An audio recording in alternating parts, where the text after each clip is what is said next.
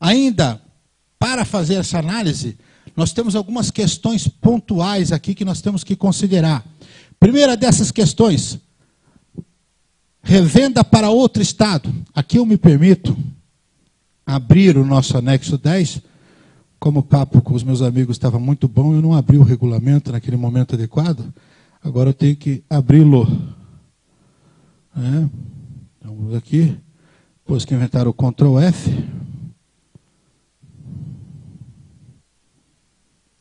Anexo X, barrinha, né? E vai lá. Ele chega lá. O sangue de Jesus tem poder. Nós já estamos no 280, 200, 300. Ele vai chegar no 1414. Então ele vai chegar lá.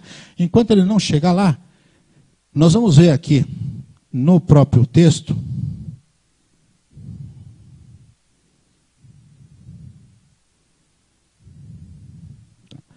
Revenda para outro estado. E essa é a maior reclamação. Eu estou vendendo para outro estado, tem que fazer de novo a substituição tributária. Assim não dá! Tá, mas você não está recuperando o imposto? Mas pode? Gente, até agora eu falei para vocês, em princípio de não cumulatividade, se aplica para o ICMS normal, você acha que também não vai se aplicar para a substituição tributária? Aliás, a Consult, que é o braço contábil lá da Maran, né? Nós fazemos muito trabalho de recuperação. E quando a gente vai à empresa, a gente faz o diagnóstico tributário, a gente vê o quanto as pessoas deixam de fazer crédito porque acham que não pode. Aí é óbvio, o produto está caro, está fora de mercado. E por desconhecimento de uma regra básica.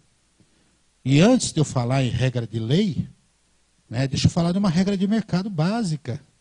Gente, quando eu faço o cálculo da substituição tributária estando aqui dentro do Estado, eu levei em consideração o mercado paranaense, a alíquota interna de partida, a alíquota interna de destino, porque é tudo vendido do Estado. Eu usei um MVA interno. Quando eu for vender para outro estado, muda tudo. A alíquota de partida não é a mesma interna. Ela pode ser 7, 12, ou se for produto importado, pode ser 4. O MVA muda, é o ajustado do estado de destino. Mais que isso, eu posso ter também uma alíquota interna que varia no estado de destino. Aliás, com peculiaridades, como no Rio de Janeiro, que é 19%, 1% você tem que recolher separado numa guia para aquele fundo de pobreza que vocês conhecem lá no Rio de Janeiro. Mas uma invencionice. A Constituição proíbe destinação de recurso de imposto, e ao invés de respeitar a Constituição, eles vão lá e alteram a Constituição para atender esse tipo de coisa. Enquanto nós tivermos um país que tem ajeitogramas para atender conveniências e não tivermos regra, fica difícil exigir ética da maioria da cidadania deste país, né? De qualquer maneira, gente, esse artigo 5º, a essa altura já quero crer que ele apareceu, né? Lá no anexo 10, isso é uma outra coisa. Quer aprender substituição tributária? Conheça o anexo 10, como conheça o anexo 3 em Santa Catarina, conheça as regras gerais. Aliás, Santa Catarina, o Paraná, porque a gente atua aqui com mais frequência, eu tenho facilidade. Mas quem atua com Santa Catarina sabe, é o melhor estado para se trabalhar no quesito substituição tributária. É verdade ou não é? Ele faz de tudo para você fazer a coisa certa. Ele tem uma calculadora eletrônica, né, o SAT, né? Você faz no sistema dele. Tem um manual de substituição tributária. O dia que a gente chegar a esse estágio de respeito ao cidadão, né, nós vamos ter evoluído alguns quilômetros já de vantagem, né? De qualquer forma, o artigo... Conheçam essas regras gerais. Aqui o artigo 1º, nós infelizmente não temos tempo para entrar nesses temas todos aqui, mas eu vou direto ao artigo 5º que eu fiz referência lá. Diz o artigo 5º, caso o contribuinte substituído venha promover operação interestadual destinada a contribuinte, quer dizer, se é destinada a contribuinte, né, e desde que o Estado de destino tenha a substituição tributária, ele vai ter que fazer nova substituição tributária. Com a mercadoria cujo ICMS foi retido, ou seja, eu comprei com substituição, poderá. É claro que o Estado não vai dizer deverá, isso é problema teu. Pagar imposto é problema do Estado, mas recuperar é problema seu. Então, este poderá, não é que ele não queira dizer, não queira te incentivar, é que ele levou em consideração a questão da proporcionalidade. Né? Então, o crédito ele é proporcional. Mas eu não tenho controle de estoque. Meu filho, Aí já é um outro problema. Se você não tem controle de estoque, trate de criar uma solução. Aí você tem aqueles métodos clássicos, né? Custo médio, PEPS, WEBS, assim por diante. Você usa o critério que você quiser, mas você pode recuperar proporcionalmente a quantidade de saída, recuperar em conta gráfica. O que é recuperar em conta gráfica? Livro, registro de apuração, campo outros créditos. E lá atrás nós vimos que é conveniente emitir uma nota fiscal de recuperação de crédito para documentar. Ô, gente, resolução do Conselho Federal de Contador. Eu não sou contador, mas até eu, Cucamonga, lá de Telemaco Borba, nem todo Telemaco é Cucamonga, mas eu sou. Né? O fato é assim, até eu sei resolução que diz qual é a finalidade da contabilidade. Relatar o histórico fiel dos fatos. É verdade ou não é? Então você emite uma nota fiscal para essa finalidade e lança lá no teu livro registro de apuração no campo outros créditos. Ou ressarcir-se junto ao estabelecimento que efetuou a retenção da operação anterior. Ô, gente, já fica evidente que ressarcir é praticamente a mesma coisa que recuperação, só que muda o destinatário. Quando eu recupero junto ao Estado. Se eu vou fazer ressarcimento, eu faço com o industrial, com o substituto que eu fiz. A gente já vai analisar isso com mais frieza, com mais carinho, para vocês entenderem onde fica.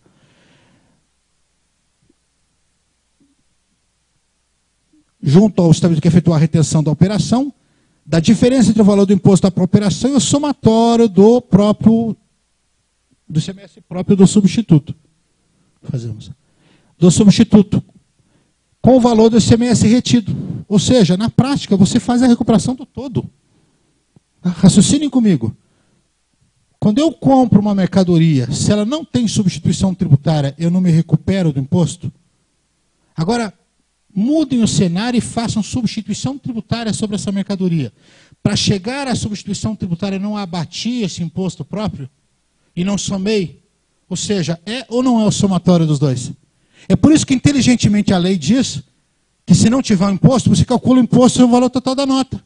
Entenderam? Inteligência da lei. Palmas para a lei que respeitou um princípio constitucional da não cumulatividade. Vocês estão cansados de me ouvir, né? Vamos fazer um intervalo? Estamos indo bem? Então, gente, já reiniciamos. Este material já está disponível com o pessoal aqui do CRC, viu, gente? Depois o Gelásio vai disponibilizar aí no ambiente para vocês poderem fazer o download.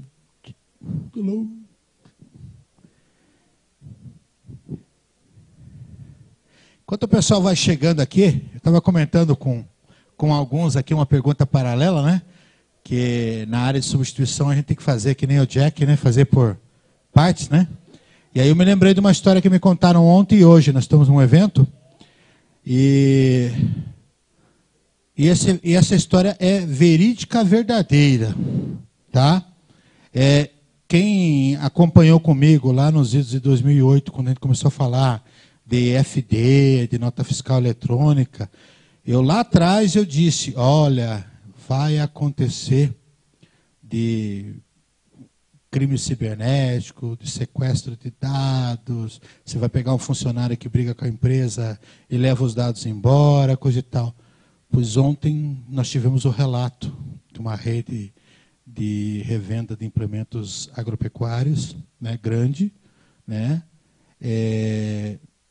a rede toda, de 2 unidades, de um vírus chamado Jack. Isso é verídico, não é história. Eu tenho dito para todo mundo que você hoje investir em EFD, ECD, nota fiscal eletrônica, é também investir num bom suporte, um bom antivírus. Se tem gente que ainda acha que antivírus gratuito resolve o seu problema, comece a repensar. E não estou fazendo publicidade, até porque os únicos antivírus que pegaram o bicho foi o teu e o nosso, em nível mundial. Tá? O Jack, ele instala na máquina o tal do malware. Né? E hoje em dia, você entra na máquina da empresa por tablet, por celular, por máquina em casa, por qualquer coisa. Não adianta você botar antivírus, anti-spam, tudo que é coisa na máquina e usar o computador de casa. Você está fazendo uma porta de entrada que não foi protegida. e o cara, ele sequestra os dados e exige $3.000 para devolver. E das duas empresas, as duas empresas tiveram que pagar. Porque ele tira os dados, ele vai criptografando, né? É de 1.000 e não sei quantos bytes, não sei o quê. 1024, que diz que é uma... Quem é que é da área de TI aí? Alguém é da área de TI? Além? 1024 bytes, diz que é uma configuração assim para quase gênio. Tentaram rastrear e o mais próximo que chegaram foi na Rússia. Não conseguiram chegar. Tá? Ou seja, ele sequestra os dados. Gente, você pega um funcionário mal intencionado amanhã, ele sequestra seus dados, eu quero você se explicar para a fiscalização, para a empresa. Então, por favor, repensem tudo isso. Não dá mais para atuar como amador aqui também. Estou contando essa história porque a gente brincou aqui com alguém falando em Jack, e eu lembrei, o fato é verídico, não é invenção. Tá? Então, isso é um alerta. Tá? Hoje em dia, a nossa empresa está aberta. E aí todo mundo que tem tablet, né, notebook, celular, né, está abrindo a empresa. Então, por favor, fiquem atentos a isso. Bom, além do artigo 5º, então, que garante a possibilidade de recuperação na revenda para outro estado, então, onde é que as empresas estão reclamando, gente? Estão reclamando efetivamente porque estão desconhecendo uma regra básica, princípio da não cumulatividade. Nós temos também, além desse artigo 5º, a situação que envolva novas operações com débitos. E eu citei lá o artigo 108 do CTN. O artigo 108 do CTN fala de analogia. Eu posso aplicar regras de analogia. Ora, gente, quem pode o mais, pode o menos. Se eu estou vendendo para outro estado, eu não estou fazendo uma nova operação? Então, se eu estou fazendo uma nova operação com débito, vamos admitir que, por acaso, eu compro o produto que veio com substituição, industrialize, e o produto que eu venda, por graça e obra da sorte, não tem substituição tributária. Não está escrito em lugar nenhum. Ah, mas onde é que está escrito isso? Ué, analogia. Eu aplico as mesmas regras de recuperação que eu citei no artigo 5º a essa operação interna com débito. Isso é legítimo. Não há nenhum problema. Se você for olhar o artigo 108 do CTN, ele fala regras de aplicabilidade da analogia. Eu sempre digo que quando você quer interpretar direito tributário, existem regrinhas de ouro, né? A tal da hermenêutica, né? Uma das matérias que eu ministro da faculdade é hermenêutica, ciência da interpretação. Já falei para vocês que interpretação literal não é regra em direito tributário, é exceção. Ela tem que ser usada só em caso de outorga de isenção e exclusão de crédito tributário, né? Outra regrinha de ouro em direito tributário, que a lei não veda, a lei permite. Agora, o fato da lei não vedar não é licença para barbaridade, né? Para fazer loucura. Existem regrinhas de ouro. A primeira delas é ver se as partes são capazes. As tais operações triangulares, por exemplo, né? Remessa por conta e ordem. Eu compro de uma empresa e mando entregar na minha filial. Posso fazer? Claro que posso. Ah, mas não está escrito em lugar nenhum. Não precisa estar escrito. O artigo 108 permite isso. E é por isso que eu estou fazendo questão de explicar o 108. Eu comprei, eu sou pessoa física ou jurídica. Se eu sou jurídica, eu tenho CNPJ, eu tenho inscrição estadual, eventualmente. Se eu sou física, eu tenho CPF, logo eu existo. O meu fornecedor também existe. Então, partes capazes, primeira regrinha. Eu estou usando aqui regras, né, de aceitação processual, inclusive no direito. Segunda regra, objeto lícito e possível. Tem alguma coisa que me impeça de comprar na loja e mandar entregar na minha casa de praia, que eu não tenho, diga-se de passagem? Não tem. Tem nada que impeça mandar entregar em outro lugar. Isso é muito comum. É verdade ou não é? Desde que não seja simulação ou fraude. E a terceira regrinha de ouro, eu não posso fazer um contrato, por exemplo, para matar você. É lícito? Não é. É possível. Embora não seja tão macho assim, sabe? Não sou louco para fazer essas coisas. Né? Para matar alguém tem que ser muito macho ou muito burro. Como não sou nenhum nem outro, vamos ficar bem, tudo azul na América do Sul, fica tranquilo. E se ele morrer, pelo amor de Deus, não fui eu. Tá? Deus me livre, né? Você terá vida longa. O oráculo de Delfos diz isso. Tá? Você está com 122, né? Então, até 129 está garantido, fica tranquilo. O fato é o seguinte, primeira parte, partes capazes. Segundo, objeto lícito e possível. É possível matar, mas não é lícito. Tá? E terceira regra. Regra, defesa em lei. Defesa no sentido de proibido. A palavra defesa significa proibido. Época do defesa do camarão. Tá? Tem alguma coisa dizendo que não pode? Por que eu estou falando isso? ICMS é um imposto estadual, gente. Você pode encontrar naquele estado, olha, aqui é proibido fazer. Por quê? Artigo 116, parágrafo único do CTN, lei anti-elisão. Por exemplo, São Paulo não aceita operação triangulares em algumas determinadas circunstâncias. Está lá escrito no regulamento. Então, eu passei por 2 das 3 regras que eu mesmo estabeleci, mas na terceira eu bloqueei. Então, eu não posso usar analogia. Faça esse exercício, tá? E tudo azul na América do Sul.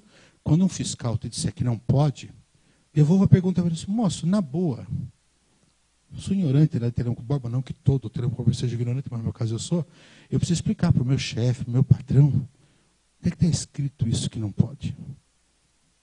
Tipo, se ele diz que não pode, ele tem que me dizer onde é que está. É assim que vocês devem interpretar. 108 é o que eu estou fazendo, gente. Não está escrito, mas é a regra de admissibilidade do princípio da não cumulatividade. Ok?